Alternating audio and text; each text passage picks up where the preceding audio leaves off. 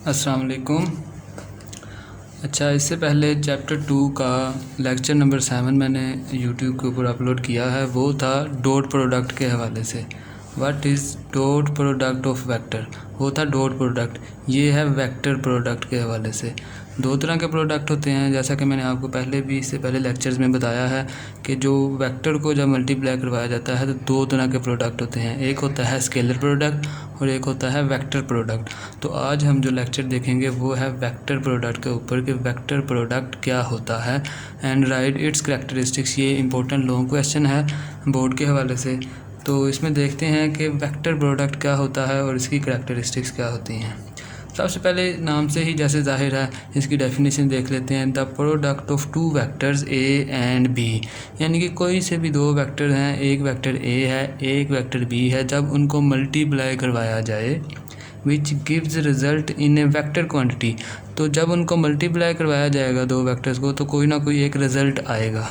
ज़ाहिर सी बात है, अगर वो जो रिज़ल्ट एक वेक्टर क्वांटिटी आए तो इसका मतलब ये जो हमने प्रोडक्ट करवाया है ये एक वेक्टर प्रोडक्ट है। ये ही इसकी डेफिनेशन है, नाम से ही ज़ाहिर है। यानी कि दो वेक्टर्स को मल्टीप्लाई करवाएं और जो रिज़ल्टेंट एक क्वांटिटी आए, अगर वो वेक्टर क्वांटिटी आ जाती है तो इस प्रोडक्ट को हम कहते हैं वेक्टर प्रोडक्ट। और इसको इस तरह से लिखते हैं क्योंकि इसको ए क्रॉस, ये जो क्रॉस का साइन है फिर बी लिखते हैं, इसलिए इसको क्रॉस प्रोडक्ट भी कहते हैं। तो ये इक्वल होता है A cross B is equal to vector A की मैग्नीट्यूड इंटू वेक्टर बी की मैग्नीट्यूड और साथ आता है साइन थीटा और साथ एन यूनिट वेक्टर। क्योंकि ये एक वेक्टर क्वांटिटी है इसलिए साथ यूनिट वेक्टर होना लाजमी है। ये सारी की सारी इसकी मैग्नीट्यूड आएगी रिजल्टेंट वेक्टर की, ये डायरेक्शन को डिस्क्राइब करेगा। तो एन यूनिट वेक्टर जो है ये डायरेक्शन के लिए है। तो अब देखते हैं कि दो वेक्टर्स को कैसे क्रॉस प्रोडक्ट करवाते हैं और जो तीसरा वेक्टर आता है वो किस डायरेक्शन में आता है। तो वो हम देखेंगे राइट हैंड रूल की मदद से। इसकी एक्सप्लेनेशन भी देख लेते हैं। लेट्स सपोज हमारे पास दो वेक्टर्स हैं। एक है वेक्टर ए है, ये है एक वेक्टर ए, और एक हम वेक्टर ले लेते हैं वेक्टर बी, ये है वेक्टर बी। लेट्स सपोज ये दो वेक्टर्स हैं डेफिनेशन के अंदर भी जिनका जिक्र है, तो इनके दरमियान एंगल है थीटा। इनको मैं मल्टीप्लाई करवा रहा हूँ, ठीक है। इन दो वेक्टर्स को जब हम मल्टीप्लाई करवाएंगे तो क्रॉस प्रोडक्ट के ऊपर जब इसको हम मल्टीप्लाई करवाएंगे तो एक तीसरा वेक्टर आएगा। वो हम देखते हैं कि किस डायरेक्शन में आएगा। उसके लिए हमारे पास एक रूल होता है राइट हैंड रूल। तो इस एक्सप्लेनेशन में बेसिकली आप ये भी देखेंगे कि दो वेक्टर को जब मल्टीप्लाई करवाएं तो तीसरा वेक्टर कैसे आता है, और साथ आप देखेंगे कि राइट हैंड रूल क्या होता है। तो वेक्टर ए को वेक्टर बी से जब मल्टीप्लाई करवाएंगे, इसका ये मतलब है हम करवा रहे हैं ए क्रॉस बी, इसका ये मतलब है। तो हम क्या करेंगे, जो वेक्टर इधर पहले है, वेक्टर ए पहले है और वेक्टर बी बाद में है, तो हम क्या करेंगे अपने राइट हैंड को वेक्टर ए से वेक्टर बी की तरफ क्या करेंगे, रोटेट करेंगे। अपने राइट हैंड को वेक्टर ए से वेक्टर बी की तरफ रोटेट करेंगे, यानी कि इस डायरेक्शन में अपने राइट हैंड को रोटेट करेंगे वेक्टर ए से लेकर वेक्टर बी की तरफ। तो जो हमारा थंब होगा, जब हम वेक्टर ए से वेक्टर बी की तरफ रोटेट करेंगे, जो हमारा थंब होगा वो उस वेक्टर की डायरेक्शन को रिप्रेजेंट करेगा जो इन दोनों को मल्टीप्लाई करवाने से आएगा, यानी कि रिजल्टेंट वेक्टर। तो यानी उसकी डायरेक्शन क्या होगी, ऊपर की तरफ, आउट ऑफ द पेपर। क्योंकि आउट ऑफ द पेपर हम इधर रिप्रेजेंट नहीं कर सकते ऊपर की डायरेक्शन में जो वेक्टर आएगा, इसलिए हम इसको इस तरह रिप्रेजेंट कर लेते हैं। ये है vector C which is equal to vector A cross B. तो इसकी डायरेक्शन क्या है, आउटवर्ड, साथ लिख लेते हैं एन यूनिट वेक्टर। तो ये आ गया हमारे पास एक वेक्टर एन, वेक्टर सी। तो ये कैसे आया, अब ये है वेक्टर ए की मैग्नीट्यूड, साथ आएगा वेक्टर बी की मैग्नीट्यूड और साथ आएगा sine theta n unit vector. जब ए क्रॉस बी आया तो हमारे पास क्या रिजल्ट आया, ये, और वेक्टर की डायरेक्शन की आई रिजल्टेंट वेक्टर की ऊपर की तरफ इस राइट हैंड रूल की मदद से। तो अब हम देखते हैं कि जब हम बी क्रॉस ए करें तो फिर क्या रिज़ल्ट आता है।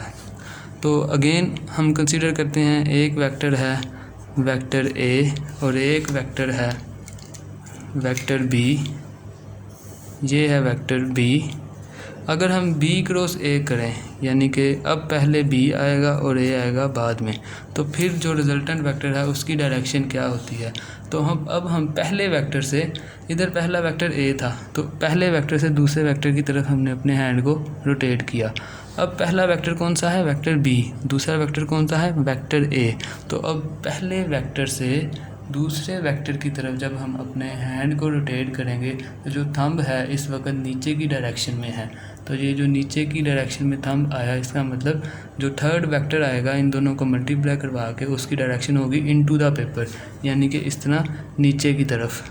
तो क्योंकि नीचे की तरफ अब पेपर के ऊपर हम ड्रा नहीं कर सकते, इसलिए हम इसको इस तरह से नीचे की डायरेक्शन में वेक्टर को रिप्रेजेंट कर लेते हैं। ये वेक्टर सी आया जो कि इज़ इक्वल टू है b क्रॉस a, यानी कि a क्रॉस b की डायरेक्शन अगर ऊपर को आती है तो b क्रॉस a की डायरेक्शन क्या आती है, नीचे की तरफ।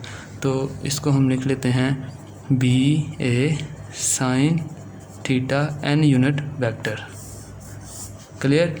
तो अब अगर हमने देखा कि a क्रॉस b की डायरेक्शन जो वेक्टर आया रिजल्टेंट वेक्टर उसकी डायरेक्शन है ऊपर की तरफ, तो एक वेक्टर जो उस b क्रॉस a की मदद से आया उसकी डायरेक्शन है नीचे की तरफ, लेकिन मैग्नीट्यूड दोनों की सेम है, एक वेक्टर ऊपर की तरफ एक वेक्टर नीचे की तरफ।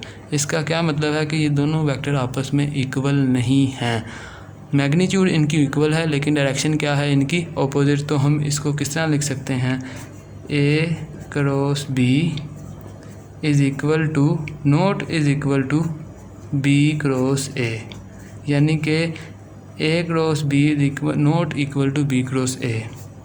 और अगर ये इक्वल होते हैं तो इस वेक्टर को हमें क्या करना पड़ेगा, इसकी डायरेक्शन को ऊपर की तरफ शिफ्ट करना पड़ेगा। जैसे ही इस वेक्टर को ऊपर की तरफ शिफ्ट करें तो हमें साथ साइन माइनस का लगाना पड़ेगा। इसका मतलब है a cross b is equal to minus a cross b।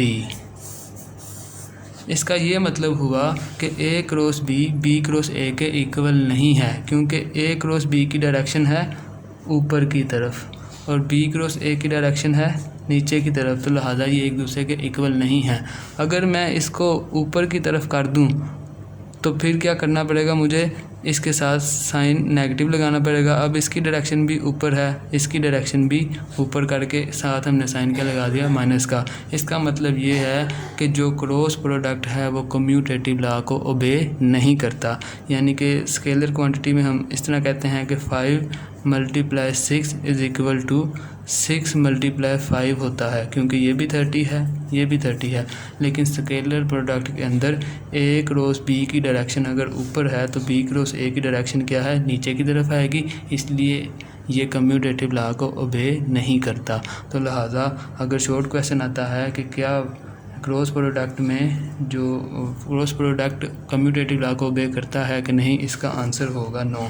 इसकी पहली प्रॉपर्टी भी यही है कि जो क्रॉस प्रोडक्ट है वो कम्यूटेटिव लॉ को ओबे नहीं करता, क्योंकि a cross b is not equal to b cross a।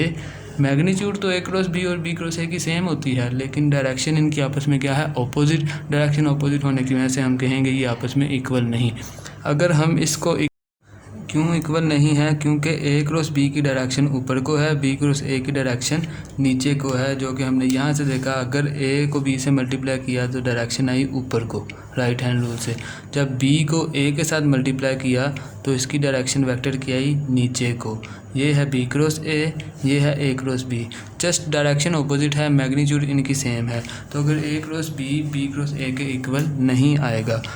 क्यों नहीं इक्वल आएगा, जस्ट डायरेक्शन इसकी ऑपोजिट है। तो अब अगर हम इसकी डायरेक्शन को अगर हम कहें कि a क्रॉस b इक्वल है विद इट्स डायरेक्शन रिवर्स्ड, साथ साइन अगर माइनस का लगा दें क्योंकि इनकी मैग्नीट्यूड सेम है, तो हम इसको इस तरह लिख सकते हैं, जस्ट इस नेगेटिव साइन का डिफरेंस आएगा। तो ये इम्पोर्टेंट शॉर्ट क्वेश्चन भी है, ये आ सकता है। नेक्स्ट प्रॉपर्टी है क्रॉस प्रोडक्ट ऑफ 2 पैरेलल और एंटी पैरेलल वेक्टर्स।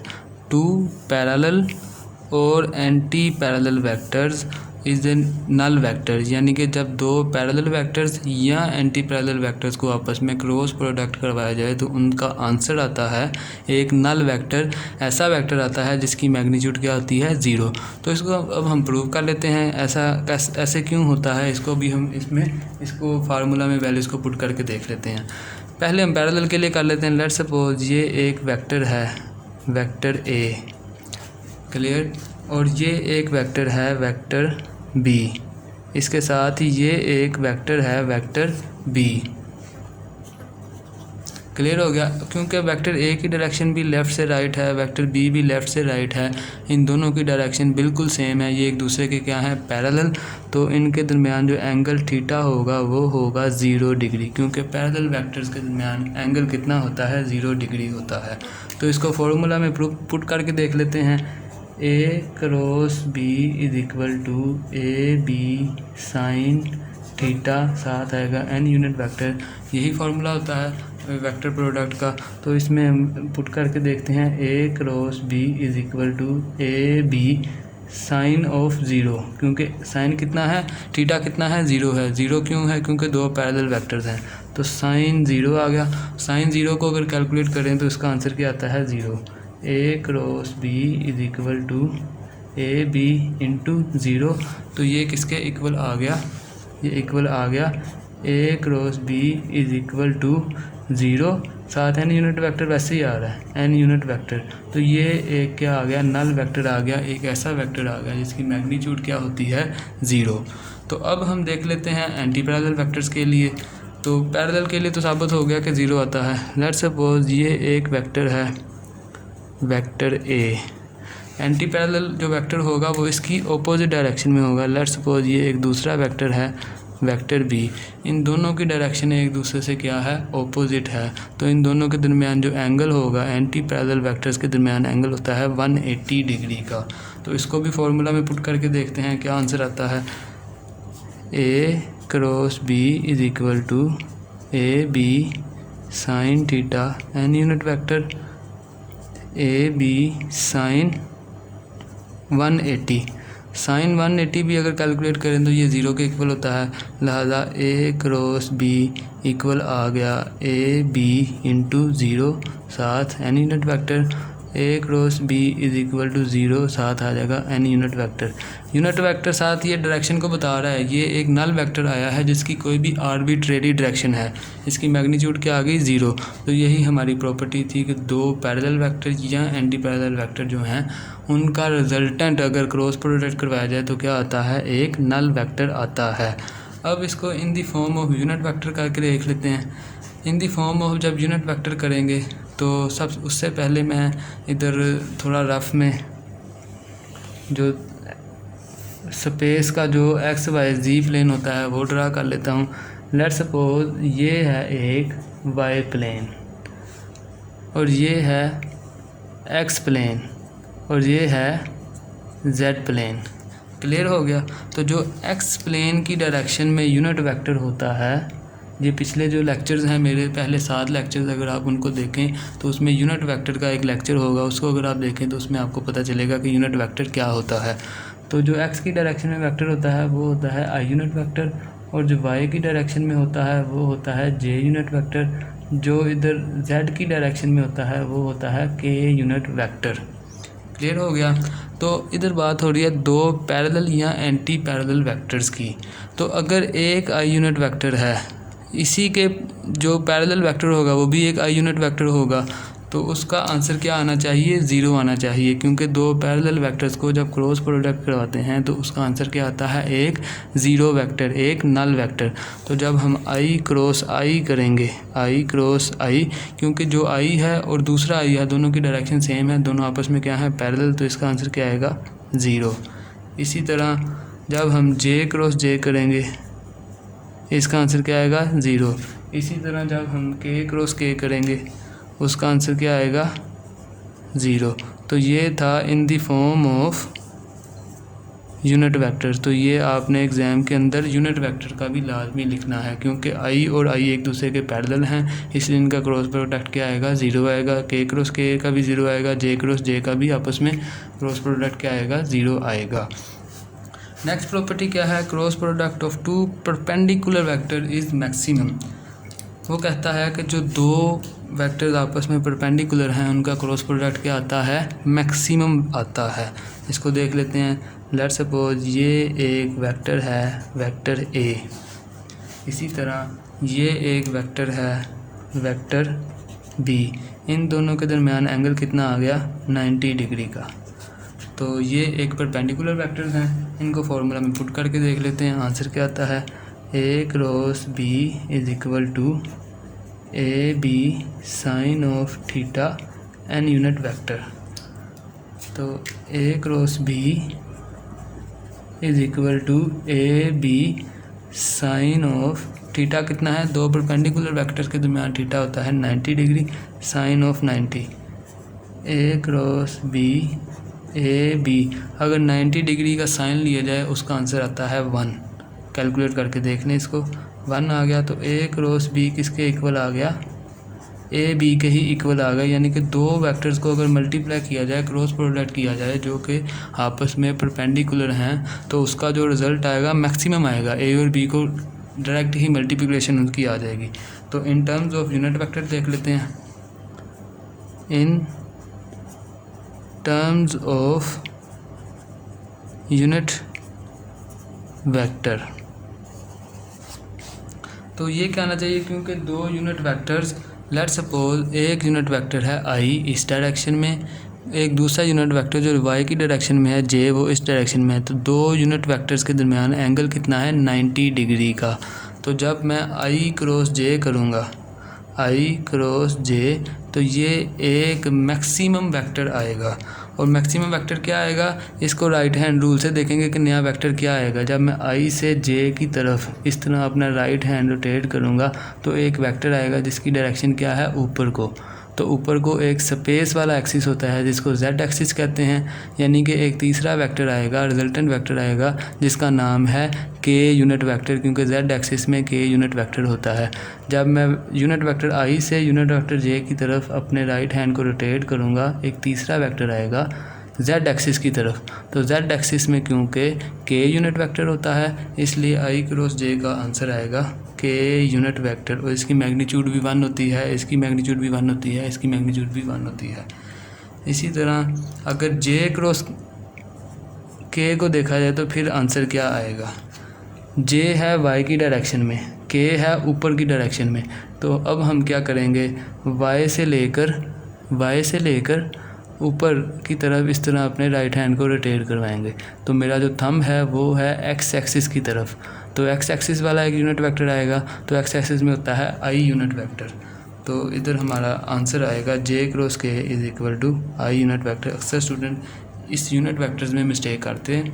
तो इसके बाद एक ही हमारा बचता है अभी के क्रॉस आई।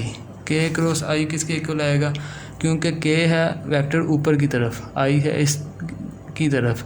तो ऊपर से जब मैं अपने हैंड को इस तरह रोटेट करूँगा आई की डायरेक्शन में, ये इस वक्त मेरी फिंगर्स जो हैं ये हैं के की डायरेक्शन में। इधर से मैं आई की डायरेक्शन में अपने हैंड को जब रोटेट करूँगा तो मेरा जो थंब है वो है वाई की डायरेक्शन में। तो वाई की डायरेक्शन में होता है जे यूनिट वेक्टर। तो के को जब आई से मल्टीप्लाई करूँगा तो आएगा जे यूनिट वेक्टर। तो इधर हम लिख लेते हैं जे यूनिट वेक्टर। ये है in terms of unit vector. तो अभी तक हमारी 3 प्रॉपर्टीज़ होगी। तो चौथी प्रॉपर्टी से पहले हम देखते हैं 5th प्रॉपर्टी, क्योंकि ये कंपैरेटिवली इजी है, ये थोड़ी लेंथी है, ये मैं एंड पे करवाता हूँ। 5th प्रॉपर्टी क्या है, cross product of two vectors is equal to the area of parallelogram. वो कहता है कि जो ए क्रॉस बी है वो किसके इक्वल होता है, equal to the area of parallelogram. Parallelogram क्या होती है, पैरेललोग्राम एक ऐसी शेप होती है जिसकी दो जो साइड्स हैं आपस में इक्वल और पैरेलल होती हैं, और बाकी की 2 साइड्स आपस में इक्वल और पैरेलल होती हैं। वो कहता है कि अगर ये साइड ए है और ये साइड अगर बी है, अगर इसको कह लें, तो जो इस साइड को अगर हम ए क्रॉस बी करवाएंगे, इसके दरम्यान जो भी एंगल है थीटा है, तो इस पूरी पैरेललोग्राम का क्या आ जाएगा, एरिया हमारे पास आ जाएगा। तो इस पॉइंट को आप इसी तरह समझें कि जब एक पैरेललोग्राम का अगर आपने एरिया फाइंड करना हो तो उसकी दो साइड्स का आपस में जो एडजेसेंट साइड्स हैं उनका आपस में क्या कर लें, क्रॉस प्रोडक्ट कर लें, तो उसका आपको एरिया मिल जाएगा। ये इसकी बड़ी इंपॉर्टेंट प्रॉपर्टी है और हायर क्लासेस में बड़ी यूज़ होने वाली है। चौथी प्रॉपर्टी है cross product in terms of rectangular components. ये लेक्चर 7 जो मैंने यूट्यूब पर अपलोड किया हुआ है उसमें आप डॉट प्रोडक्ट का भी ये वाली प्रॉपर्टी देखेंगे। तो इधर भी मैं आपको बता देता हूँ। Let's suppose a cross b है, तो अब इस दफ़ा इसको हम लिख लेते हैं ए बी साइन थीटा। इसको इक्वेशन 1 का नाम दे देते हैं। जो अभी तक हमने फार्मूला स्टडी किया ये वही वाला है। तो अगर मैं ए क्रॉस बी को दोबारा लिख लेता हूँ, ए क्रॉस बी, तो in terms of their rectangular components. Rectangular components आपको पता है कि वेक्टर ए के कौन कौन से होते हैं, उसका एक्स कंपोनेंट होता है, उसका वाई कंपोनेंट होता है, उसका जेड कंपोनेंट होता है। तो वेक्टर ए के तमाम एक्स कंपोनेंट, उसके तमाम कंपोनेंट लिख लेते हैं। तो वेक्टर ए का एक कंपोनेंट होता है ए एक्स और आई यूनिट वेक्टर, एक इसका होता है ए वाई साथ जे यूनिट वेक्टर, एक होता है इसका ए जेड साथ के यूनिट वेक्टर, साथ आ गया क्रॉस। और फिर इसी तरह बी के तमाम कंपोनेंट्स लिख लेते हैं, b x i unit vector plus b y j unit vector plus b z k unit vector. तो तमाम इसके कंपोनेंट्स को हमने लिख लिया। अब इसको जब हम मल्टीप्लाई करवाएंगे तो इसकी मल्टीप्लिकेशन में क्या होगा, ए एक्स आई इसके साथ भी मल्टीप्लाई होगा, इसके साथ भी होगा, इसके साथ भी होगा, ए वाई जे इसके साथ भी मल्टीप्लाई होगा, इसके साथ भी होगा, इसके साथ भी होगा, प्लस ए वाई के इसके साथ, फिर इसके साथ, फिर इसके साथ, सबके साथ मल्टीप्लाई होगा।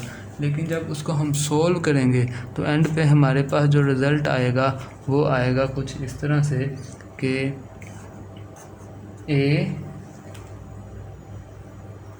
बाय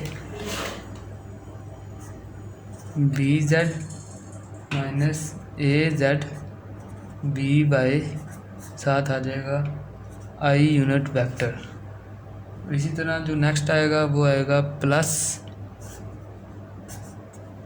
ए जी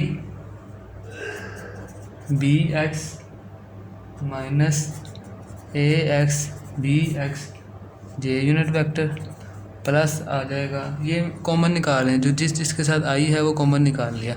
इसका जो रिज़ल्ट आएगा फाइनल रिज़ल्ट मैं आपके सामने लिख रहा हूँ। इसी तरह आ जाएगा ए एक्स बी वाई माइनस ए वाई बी एक्स साथ आ जाएगा के यूनिट वेक्टर। तो अगर इसके ऊपर गौर किया जाए, ये जो हमारे पास रिज़ल्ट आया है ये सारे का सारा ये बिल्कुल ऐसे ही है। अगर आपने मैथमेटिक्स में जो मैट्रिक्स हैं उनको स्टडी किया हो तो उसमें भी क्या होता है, ये बिल्कुल ऐसे ही है कि जैसे ये एक मैट्रिक्स है जिसमें ये आई यूनिट वेक्टर है, ये जे यूनिट वेक्टर है, ये के यूनिट वेक्टर है। इधर हम रख लेते हैं इसके एक्स कंपोनेंट वेक्टर ए के और बी के, इधर आ गया बी एक्स। इधर हम रख लेते हैं इसके वाई कंपोनेंट जे के नीचे ए वाई और बी वाई, के नीचे हम रख लेते हैं इसके जेड वाली साइड के कंपोनेंट। अगर इसको सॉल्व किया जाए मैट्रिक्स की मदद से तो इसका जो रिज़ल्ट आता है वो बिल्कुल ये वाला ही हमारे सामने आता है कि ए क्रॉस बी, जो हम इसको मल्टीप्लाई करके बाद में कॉमन लेकर ये जो हमारे पास एक फार्मूला आया है ये बिल्कुल ऐसे ही है जैसा कि अगर हमारे पास एक 3 क्रॉस 3 का मैट्रिक्स हो जिसके ऊपर आई जे और के हो, आई के नीचे तमाम एक्स कंपोनेंट, जे के नीचे तमाम वाई कंपोनेंट और के नीचे तमाम जेड कंपोनेंट लिखें, तो इसको मल्टीप्लाई करें जैसा मैट्रिक्स को सोल्व करते हैं तो ये बिल्कुल सेम आता है। लिहाजा हमें इस वाले चक्कर में पढ़ने की ज़रूरत नहीं। अब हमारे पास जब भी क्रॉस प्रोडक्ट आएगा उसके कंपोनेंट में तो हम आई जे और के लिखेंगे, नीचे उसके तमाम एक्स कंपोनेंट और नीचे उसके वाई कंपोनेंट और नीचे जेड कंपोनेंट लिखेंगे। तो मज़ीद इस चीज़ को सोल्व करना मैं आपको नेक्स्ट लेक्चर में बताऊंगा। इन लेक्चर से हट के ज़रा बताऊंगा, क्योंकि इसको सोल्व करना, इन मैट्रिक्स को कैसे सोल्व करते हैं, ये एक अलग से टॉपिक है। तो ये मैं आपको बाकी यूट्यूब के लेक्चर में बताऊंगा। आप चैनल को सब्सक्राइब करें और ताकि आपको बर वक्त इसकी वीडियोज़ मिलती रहें लेक्चर की। Thank you. अल्लाह हाफ़िज़।